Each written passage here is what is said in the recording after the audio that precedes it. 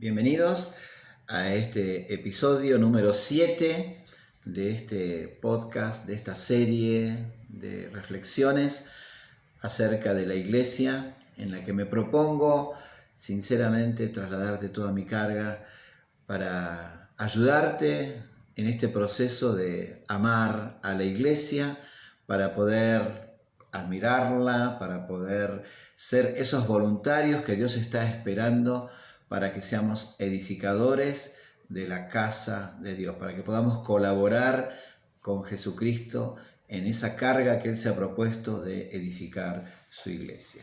Y estamos usando como versículo base este 1 Pedro 2, 4, 5, donde nos llama a nosotros como piedra viva y nos da mandamientos concretos, ¿no?, para edificar la casa de Dios, y nos dice: a ustedes como piedras vivas les ordeno que sean edificados como casa espiritual. Hablamos en los episodios anteriores, ese lugar en donde se manifiesta la presencia de Dios, pero esta responsabilidad que tenemos como piedras vivas no termina en edificar esa casa espiritual, sino que ahora viene agregado una segunda demanda.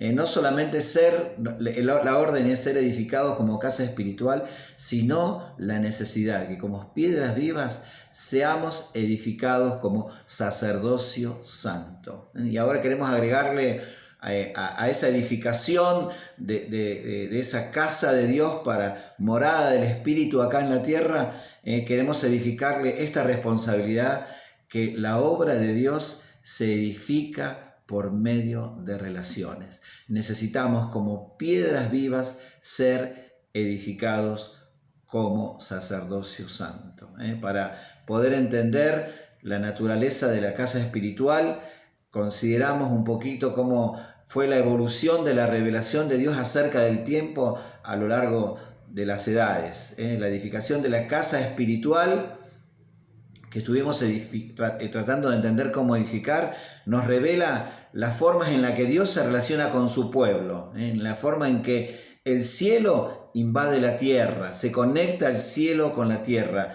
la forma en que construimos acá en la tierra ese espacio para que Dios pueda morar y relacionarse con los hombres y impactar a esta sociedad, alumbrando las tinieblas hasta que las puertas del infierno no resistan, ¿no?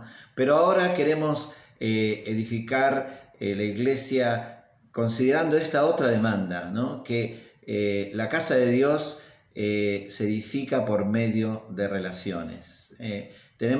Y para poder comprender la naturaleza de estas relaciones, este pasaje nos enseña que tenemos que entender la revelación del sacerdocio, ¿no? Nos habla de la responsabilidad de ser edificados como sacerdocio santo, para poder entender cómo Dios se relaciona con los hombres,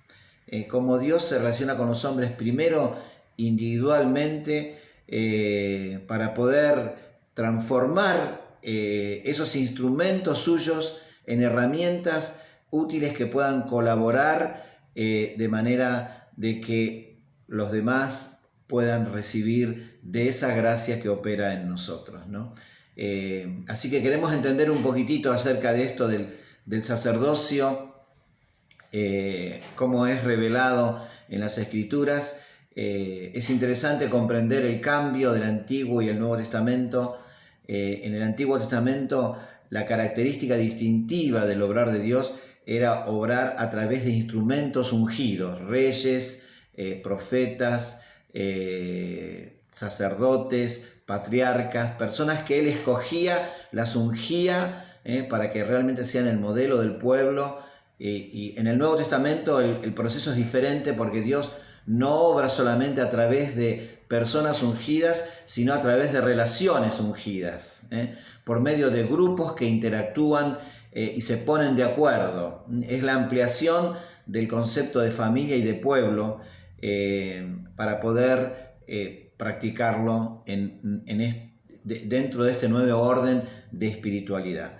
Así que queremos reflexionar sobre esto, queremos entender que la iglesia se edifica por relaciones, toda la Escritura todo el Nuevo Testamento nos habla de cuerpo, familia, dependencia de unos de otros, y queremos entender esto de cómo es que la iglesia se edifica por medio de relaciones,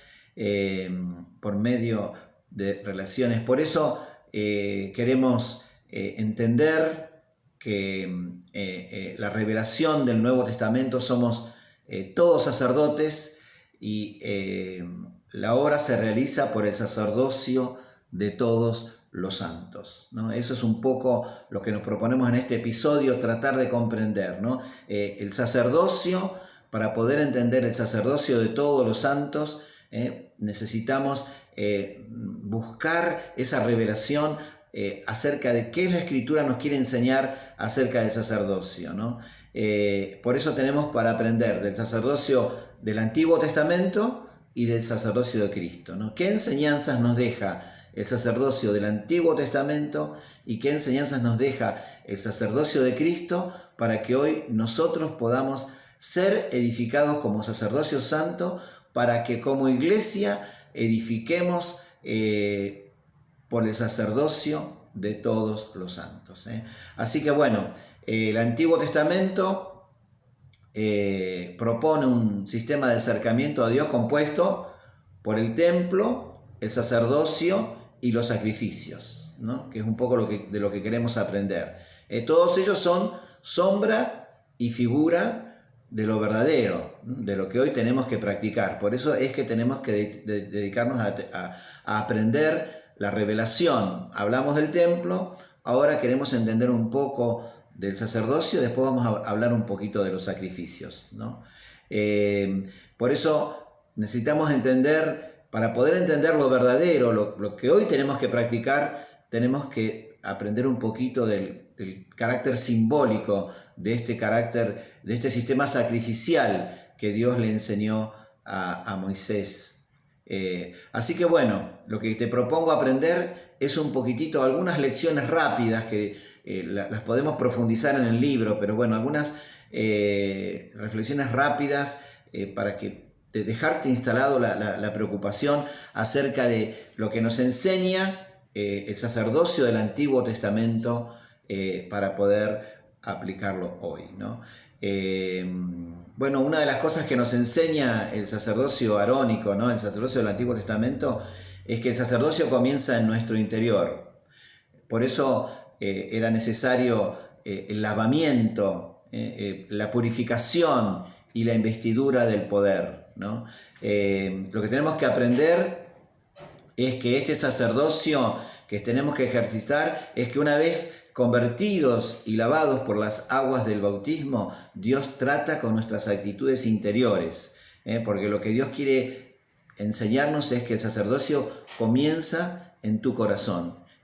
Por eso Dios tiene que trabajar las actitudes interiores de tu corazón para erradicar todo ese individualismo, todo ese egocentrismo, de manera de que vos puedas abrir tu corazón para relacionarte con otros y para que vos puedas ser ese instrumento para que a través de esas relaciones la gracia de Dios fluya, y fluya la palabra y fluya la unción, de manera de que la gracia de Dios se pueda ir manifestando a través de nuestras relaciones. Por eso no solamente es necesario ese lavamiento interior, ese ordenamiento interior, sino también esa investidura de poder para poder tener esa unción, para poder comunicar esa gracia a los que estamos edificando. La otra gran enseñanza que nos deja el sacerdocio arónico es la responsabilidad sobre todos nuestros hermanos. El sacerdote llevaba la carga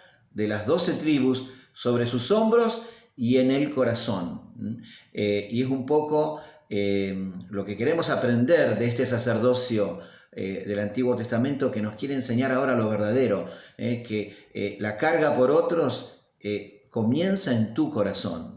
La edificación de la iglesia comienza porque vos comenzás a abrir tu corazón a la edificación de otros, a relacionarte con otros para cumplir esta tarea sacerdotal de acercar a los hombres a Dios, producir ese nexo entre Dios y los hombres a través tuyo. Eso comienza llevando esa carga en tu corazón. Por eso necesitamos aprender de esto. Y la otra responsabilidad que también nos deja esta revelación del sacerdocio del Antiguo Testamento es la importancia de la santidad, que el sacerdote la tenía siempre en la cabeza. Bueno, esa búsqueda de santidad, como la gracia para la habitación de Dios en mi vida, y la preocupación de la santidad del pueblo. Eran las dos cargas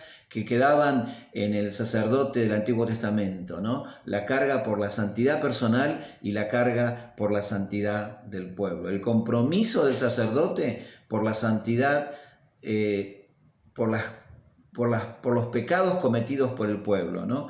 Y hoy Dios nos está ungiendo con su Espíritu Santo y nos está dando esa autoridad interior para que realmente esta carga sacerdotal, por la santidad del pueblo, por tu santidad, por esa pureza interior para que el poder de Dios se manifieste. Bueno, es una gran lección que aprendemos del sacerdocio del Antiguo Testamento para hoy ser sacerdotes y ser edificados como sacerdocio santo, ¿no? Así que bueno, el otro modelo que tenemos de sacerdocio para poder entender cómo es este sacerdocio del Nuevo Testamento, cómo es este sacerdocio por todos los santos y de todos los santos, es el sacerdocio de Cristo. Y Cristo, el sacerdocio de Cristo nos deja enseñanzas trascendentales para nuestro ministerio,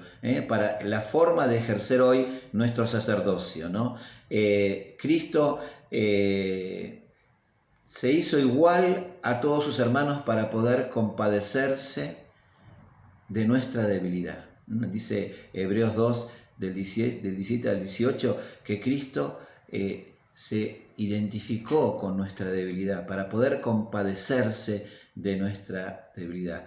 Sufrió y fue puesto a pruebas, igual que nosotros, para poder ayudar a los que padecen. Sufriendo aprendió la obediencia y a perfeccionarse para ser fuente de salvación para todos los hombres. Y este es el desafío que nos deja a nosotros como sacerdotes. Esta disposición a sufrir, a compadecernos. Ahí en Hebreos 4, del 14 al 16, dice, nuestro sumo sacerdote puede compadecerse de nuestra debilidad porque Él también estuvo sometido a las mismas pruebas que nosotros.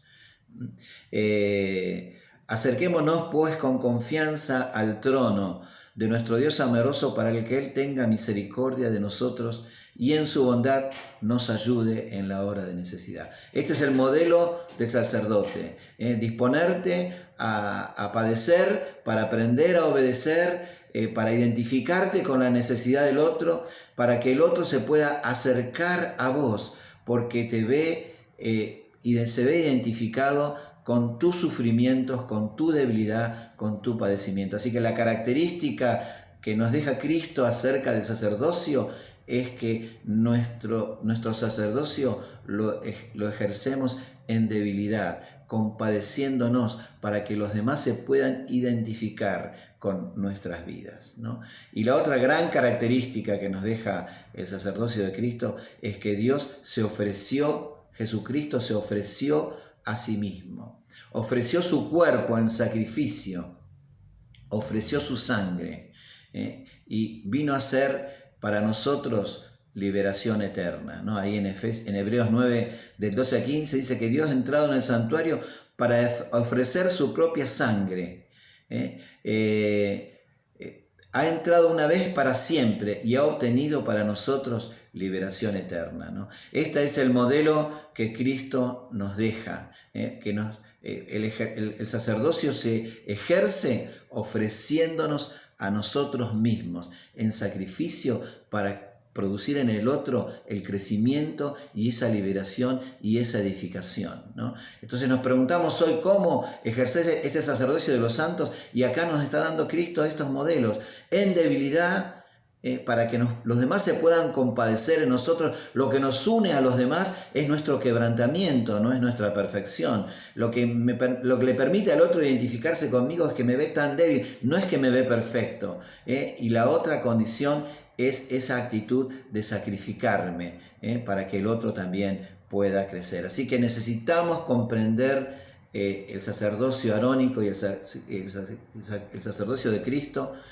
para entender el sacerdocio nuestro de todos los días. Tenemos que aprender a ofrecernos a nosotros mismos. Tenemos que aprender a sacrificarnos, a ser modelo para los demás, a tener esa preocupación por la santidad del pueblo, por mi propia santidad, para que el reino de Dios se pueda edificar a través de las relaciones. Ahí primero este versículo que estamos usando, 1 Pedro 2:5, después sigue en el 9, dice: para anunciar las virtudes de aquel que nos llamó de las tinieblas a la luz, ¿no? Así que bueno, necesitamos entender que la casa de Dios se edifica por relaciones. Por eso tenemos este llamado a ser edificado como sacerdocio santo. Necesitamos comprender que hoy la obra de Dios se hace a través del sacerdocio de todos los santos. Como decíamos antes, en el Antiguo Testamento Dios llamaba a hombres que los revestía de autoridad espiritual para dirigir al pueblo, patriarcas, reyes y profetas, según el proceso en el cual Dios iba obrando. Pero en el Nuevo Testamento, el misterio escondido está en la iglesia. No hay judíos y gentiles, sino hijos de Dios. Y Dios se revela como Padre. Dios se revela no como Padre mío, como Padre nuestro. Y procura que nosotros ejerzamos ese sacerdocio, no solamente individual, sino con esa conciencia de que Él es Padre de todos nosotros. Por eso te anima a que ores por nuestras necesidades, por nuestros pecados, por el pan nuestro de cada día. Dios está buscando realmente que vos seas un conector, que vos seas un ministrador, que Dios quiere levantarte con esa carga por todos los demás, para que vos puedas abrir tu corazón para que la gracia de Dios fluya desde el trono hacia tu vida y vos la puedas comunicar hacia los demás. La obra de Dios en el Nuevo Testamento no depende de líderes ungidos, sino no hay nadie imprescindible, ni siquiera los apóstoles. Ahí vemos en Hechos 8:1, dice que hubo una gran persecución y todos fueron esparcidos, salvo los apóstoles. Todos fueron esparcidos, excepto los apóstoles que se quedaron en Jerusalén, que se suponen que eran los más preparados. Pero ¿qué ocurrió? Esos que fueron esparcidos fueron levantados y se levantaron Felipe, Esteban. Ahí vemos del 5 al 8, entonces Felipe, descendiendo a la ciudad de Samaria, les predicaba a Cristo y la gente escuchaba atentamente las cosas que decía Felipe. Los apóstoles se quedaron en Jerusalén, Dios esparció, pero el reino de Dios no se expande a través de instrumentos ungidos, sino a través del sacerdocio de todos los santos, y Dios levanta nuevos instrumentos a través de ese pueblo que está buscando juntos. Por eso en el Nuevo Testamento la obra de Dios depende del ministerio de todos los santos. Y yo quiero enfatizar esto, la obra de Dios depende del ministerio de todos los santos, no de los pastores, de los diáconos, no de personas ungidas, de grandes hombres de Dios, sino del ministerio de todos los santos. Y la iglesia que estamos construyendo, la iglesia que viene, va a ser más una iglesia militante por la militancia de todos los santos, más que por pocos ungidos de Dios que brillan y que realmente necesitamos hoy que no brillen solamente algunas personas, sino que brillen todos los santos, ¿no? Ahí en 1 Corintios 12, del 4 al 7, dice: hay diversidad de dones, pero el Espíritu es el mismo. Hay diversidad de ministerio, pero el Señor es el mismo. Hay diversidad de operaciones, pero Dios, que hace de todas las cosas, es el mismo. Así que ese mismo Dios se manifiesta a través de diferentes dones, a través de diferentes ministerios y a través de diferentes operaciones.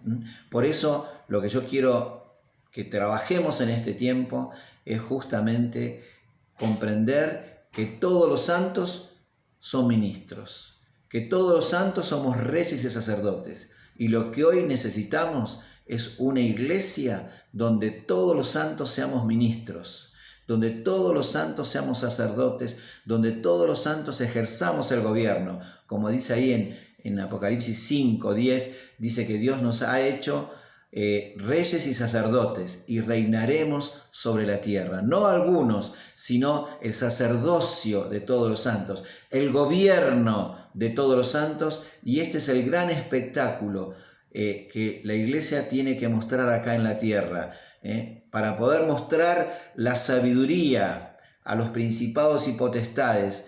Necesitamos que todas las relaciones, que todas se transformen en sacerdotes, que todo el pueblo de Dios se transforme en sacerdotes, ministros activos que están desatando el poder de Dios y mostrando la gloria de Dios mientras van caminando. Termino con 1 Pedro 2:9, donde dice: ustedes son linaje escogido, real sacerdocio, nación santa, pueblo adquirido por Dios, para anunciar las virtudes de aquel que os llamó de las tinieblas a su luz admirable. Todos sacerdotes, como piedras vivas, estamos siendo desafiados a ser edificados como sacerdocio santo, para que por el ministerio de todos los santos se puedan anunciar las virtudes de aquel que nos llamó de las tinieblas a esta luz admirable. Que Dios te bendiga mucho. Seguimos en el próximo episodio. Gracias.